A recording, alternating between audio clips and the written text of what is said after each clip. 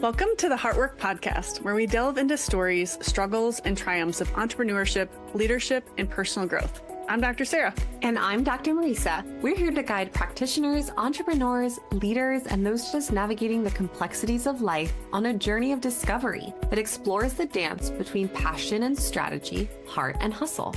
With candid conversations, insightful interviews, and plenty of laughs, get ready to uncover how leading with heart can transform your business and life. Let's dive in. Welcome back, everyone, to another episode of the Heartwork Podcast. If you're watching us on YouTube, I'm putting a little lipstick on right now as I am sitting here in a oversized sweatshirt, a bralette, and the sweatpants that I slept in last night. But you know what? Adding a little lip gloss, adding a little lipstick just makes me feel a little more put together. And when I feel a little more put together, I show up with just a little more sass and spice. And this episode we're going to talk about today is about how to romanticize, spice, fire up, and enjoy the life that you're living, even if some of the things that you may be doing are mundane, everyday tasks. We got to do shit. We got to do shit in our day-to-day. We have to cook food. We have to clean our house if we don't want to live like in a pigsty. We got to do laundry. My husband will tell you, he'll be the first one to say that I am the one that leaves the shit in the washer overnight for the next morning. Because it's like, I've taken it downstairs and like I've done it. But like in my brain, I'm like, okay, cool. Like I did the chore. I took it downstairs and put it in the washer. But no. Like I have to put it in the dryer. And there's plenty of things that go in the wash that actually don't get dried. So they have to hang over something and whatever. And it's just, blah, it's like boring. It's like we're doing laundry. So usually I bring some music with me, or I bring a fun podcast or show that I'm listening to, because really when you are going through the motions of your day-to-day, they can feel very repetitive. And repetitive motion can be something that kind of kills your spark. And so what are ways that you can actually find joy in the repeat things that we do in the day-to-day? What are ways that we can go and add flavor and spice and seasoning to our life that make the everyday Monday things that we are going to do, whether we spice up those individual things or not, just more enjoyable because there's other outlets that we have? What hobbies, what enjoyments, what really sensory experiences? What are we smelling? What are we tasting? What are we touching? What are we feeling? If I have to take laundry to the basement, can I light a candle that smells really good while I'm down there in my dungeon? Like if I am going to cook food, am I going to cook just a chicken breast in some oil in a pan, or am I going to season it with paprika? Am I going to do it Italian style with garlic and herbs? Am I going to maybe slice it up and put it in a wok with coconut aminos and make it like a fun, saucy Asian stir fry? Like, what are we doing outside of the rhythm of just experiencing your life that actually makes you enjoy it along the way? That's what we're here to chat about today. And I think there needs to be an understanding that Marisa is like an Italian thoroughbred when it comes to who she is and like how she sparkles. And she has activated, literally you have activated so many things in my life when it comes to how I show up and how I carry myself and how I start to like see the fun things in the mundane, but also how it really like activates your identity and how it really gets you out of your comfort zone. And I think I also want people to like hear that today is so many times I think you can really become just routine. And my husband and I literally freaking talked about this. We talk about this a lot in our marriage of how it's so easy in a marriage to become just routine and have it just be this mundane relationship where almost you become roommates versus a married, hot and heavy, sexual, intimate, like fun, flirty, like you're dating and you hadn't met each other and you go meet each other at a bar and you like role play and you can like, you throw out all these fun things, right? And we bring back that conversation a lot for the sake of like continuing to be intentional with our relationship outside of just the mundane. But it's wild to me, like when I put myself in situations or I've given myself scenarios where I've really gotten myself out of my comfort zone, it changes not only my, like, self in that moment, but it that truly changes, like, a future self for me. Like, it Mm, puts me in a position where I'm, like, maybe physically sweating in that moment because I'm so uncomfortable, but it truly once you do it once, it literally changes everything in your whole system. So, it's from everything what you said, from, like, the small routine, mundane tasks, like, how do you romanticize your life? And also, how can you put yourself in a situation where you're really allowing yourself to get so out of your comfort zone?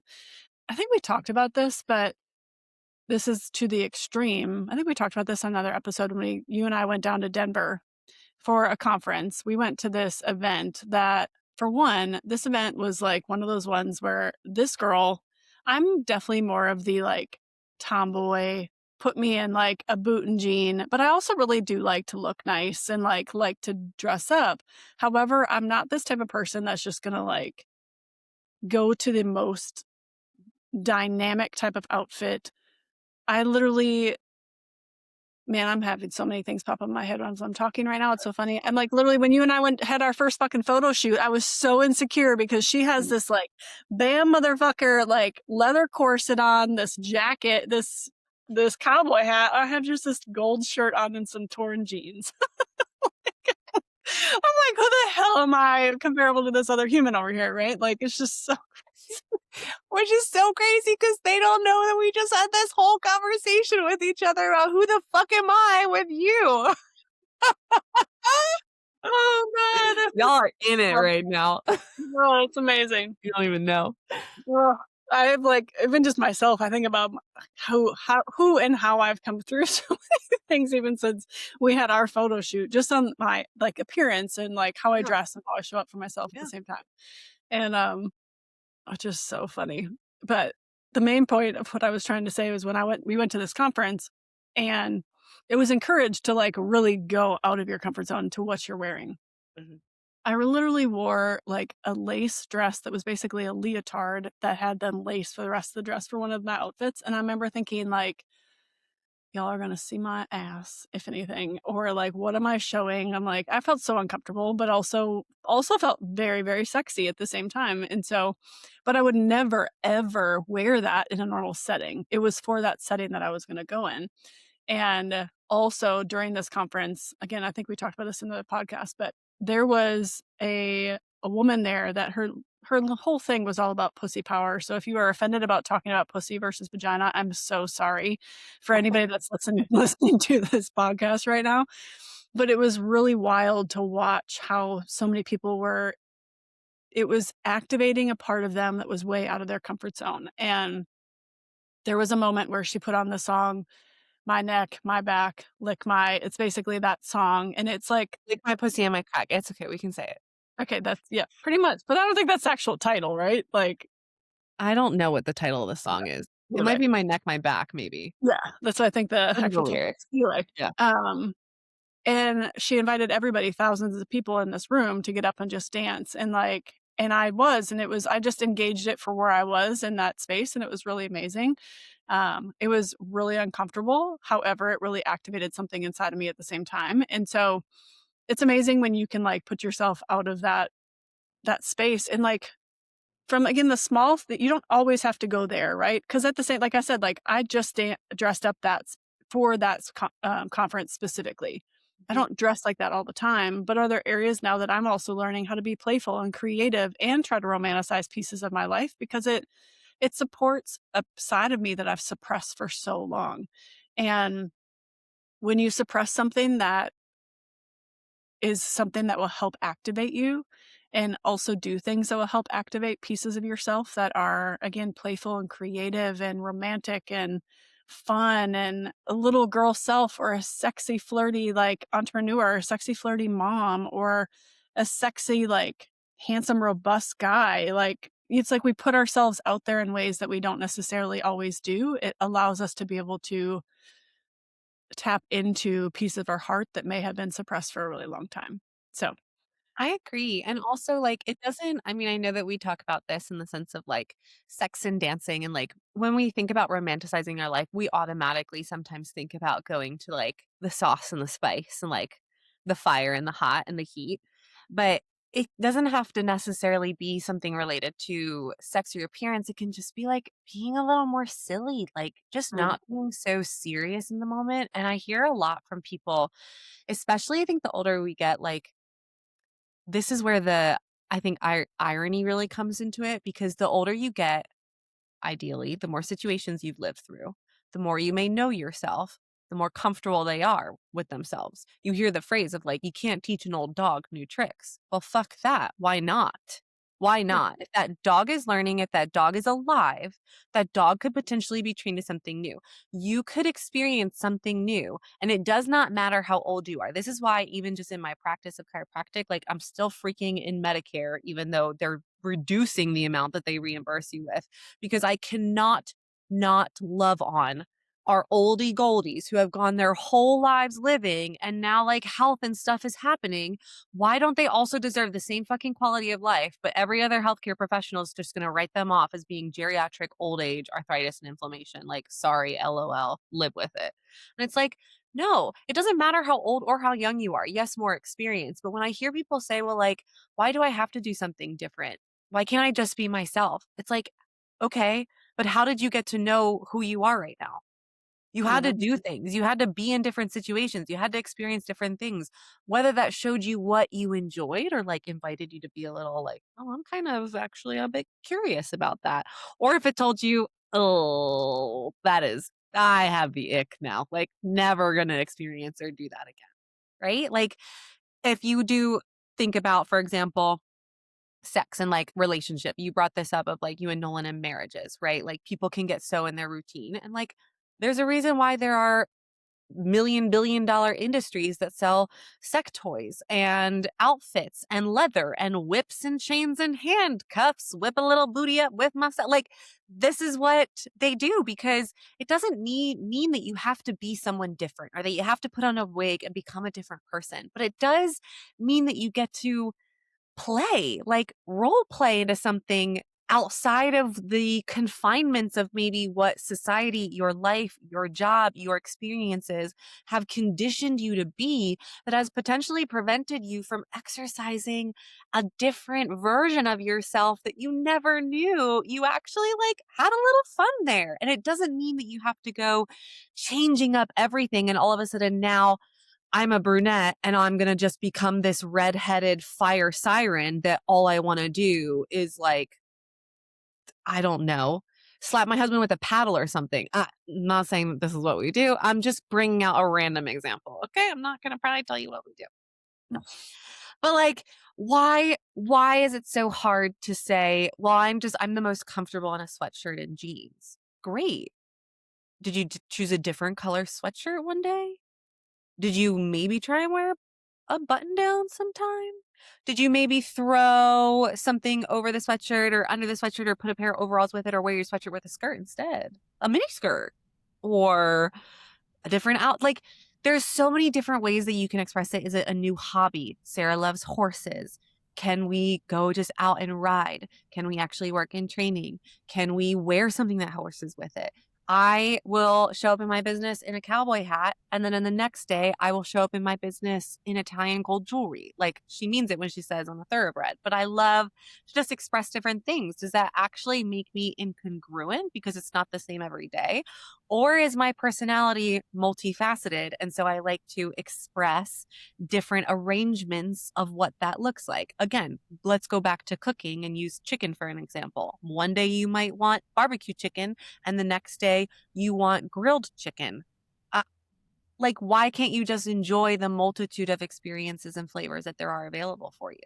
And when Sarah talks about like, um, thank you for the compliments of all the things, and like where this kind of comes from is in the sense of I was told when I was younger, there was an older woman who was confiding in me, a mentor, and she was like, I don't really actually know why I just told you that. But you're just such a gentle soul, and I just felt really comfortable and at ease with you. And as I grew older, I really loved that. And I did tend to find pattern in people sharing things with me and me creating a safe space, regardless of what the situation or topic was about, but just being able to see an individual where they are and see that there is something that they're exploring and navigating. And that's what the point of like discovery and growing outside of your comfort zone is recognizing you're in a place that you're navigating something, but being open to possibility of other perspective or other shifts and walking down a path that you may not have walked down before. And then when I was overseas studying abroad in college, I was in Sweden and we came across a jewelry shop and I was looking at a jewelry case that had all these necklaces with different Swedish words imprinted on the necklaces.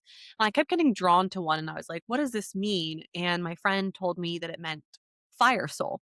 And in fact, it is the only word in the Swedish language that literally directly translates to fire soul, like as the meaning. And what it means is someone that sparks fire in others, has an ember within themselves, is a bright light that can attract and invigorate and instigate the light to shine brighter in other people. And I've always really embodied that and love that because like at the end of the day, I really am like a girl's girl or like a Mm. guy's girl. Like I will see that and I just love to invite you to think outside the box, the confinement of what your brain may be sharing with you, and how to say, it's okay to say, I can be myself, yet I also don't know where the continuation of myself is until I actually go and experience something different that will help me learn and see more parts of myself that I maybe don't have the privilege yet of knowing and understanding.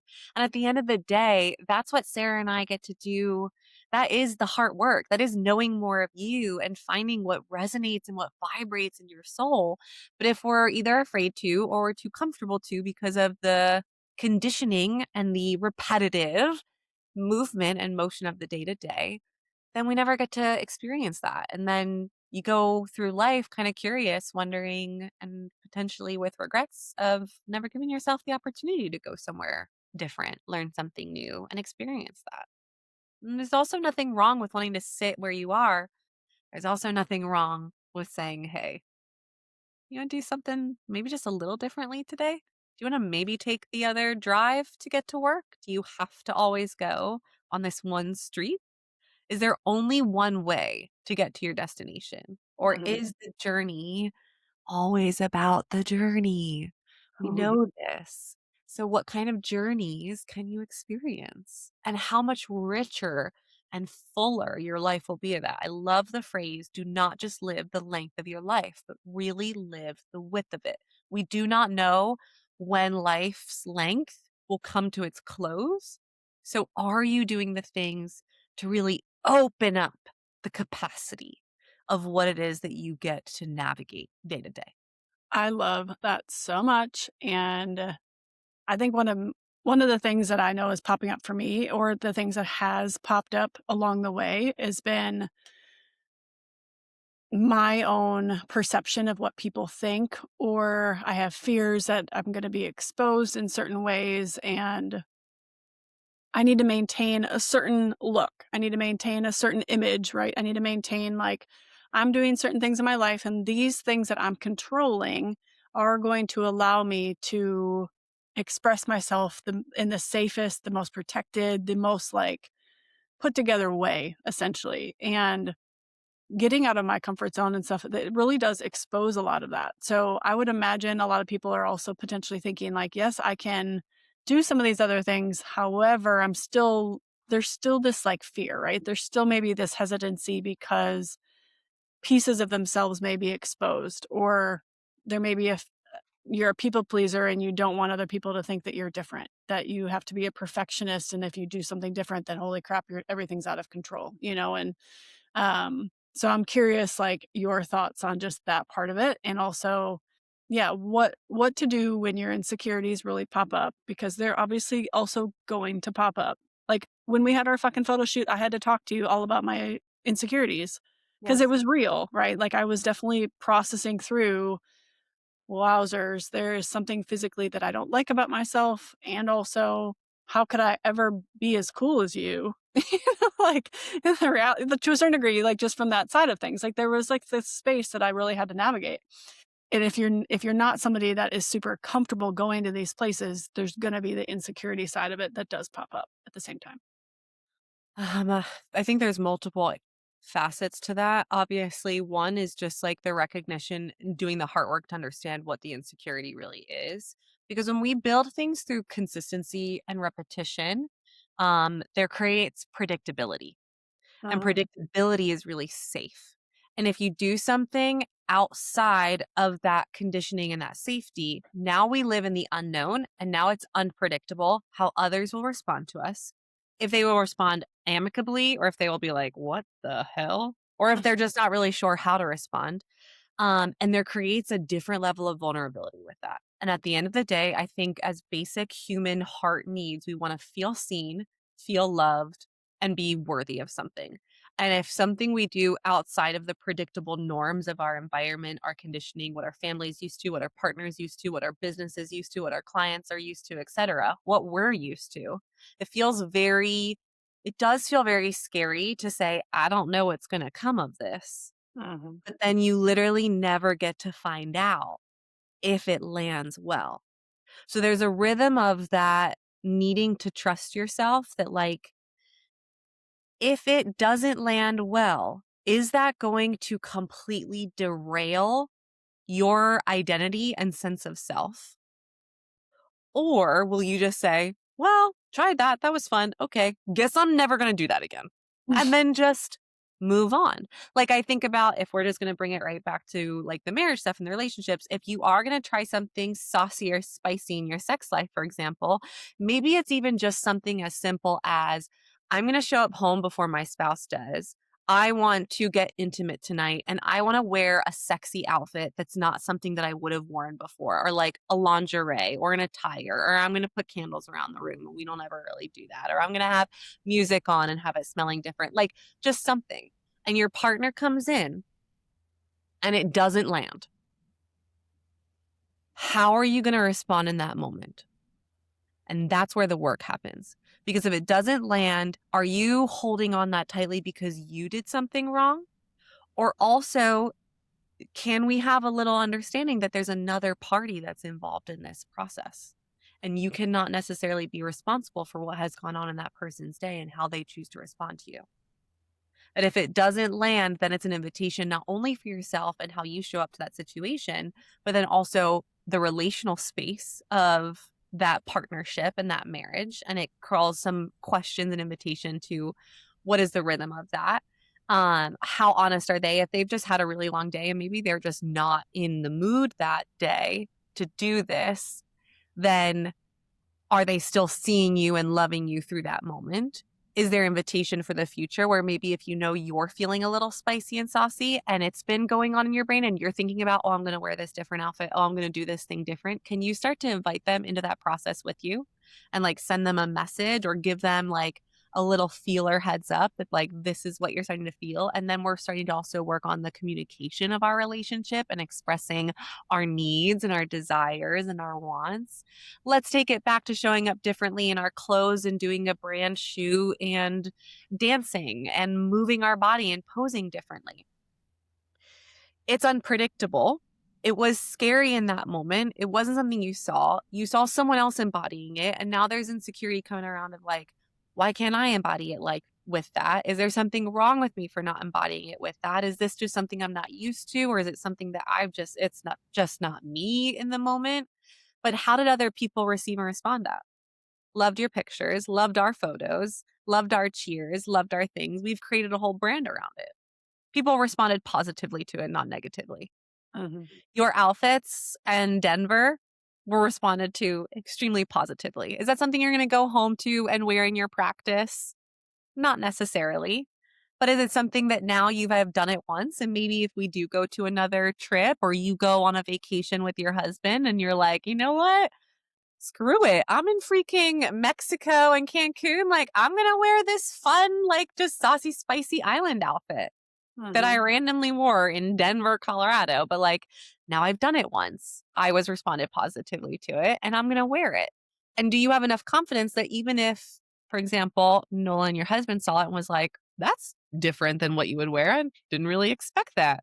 Are you sitting in like, yeah, but I feel good in it. So Mhm. regardless of what he thinks, you own and experience that confidence. Because typically the way other people are going to receive you is the way that you are showing up to it.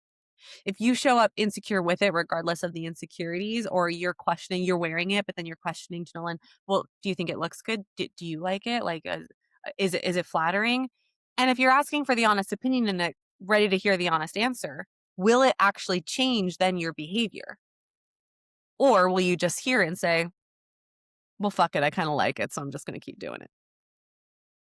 So like there's so much lesson and there's so much self-awareness and understanding that comes from the awareness of how you operate in predictable and unpredictable then situations that will also translate into so many other facets of your life, because life is unpredictable.